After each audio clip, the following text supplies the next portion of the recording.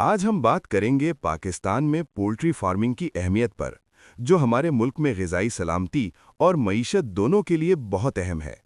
پاکستان میں poultry sector نہ صرف روزگار کے مواقع فراہم کرتا ہے بلکہ غذائی ضروریات پوری کرنے میں بھی کلیدی کردار ادا کرتا ہے۔ پولٹری انڈسٹری سے تقریباً 1.5 ملین افراد کو براہ راست اور بالواسطہ روزگار ملتا ہے۔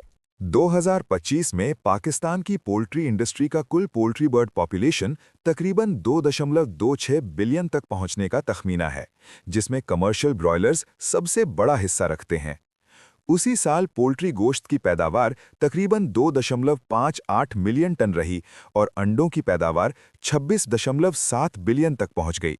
یہ صنعت ملک کا سب سے بڑا زرعی شعبہ ہے، جس میں 40 سے 45% تک گوشت کی طلب پولٹری سے پوری ہوتی ہے، اور یہ سستا پروٹین عوام تک پہنچاتا ہے۔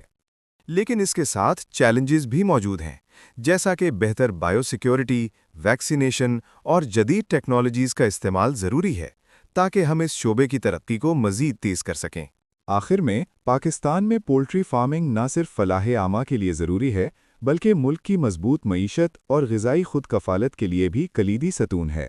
مزید پولٹری ہیلتھ سے متعلق مفید معلومات اور بیماریوں سے آگاہی کے لیے poultry health with doctor Faisal کرم کو فالو کریں، لائک کریں اور شیئر کریں۔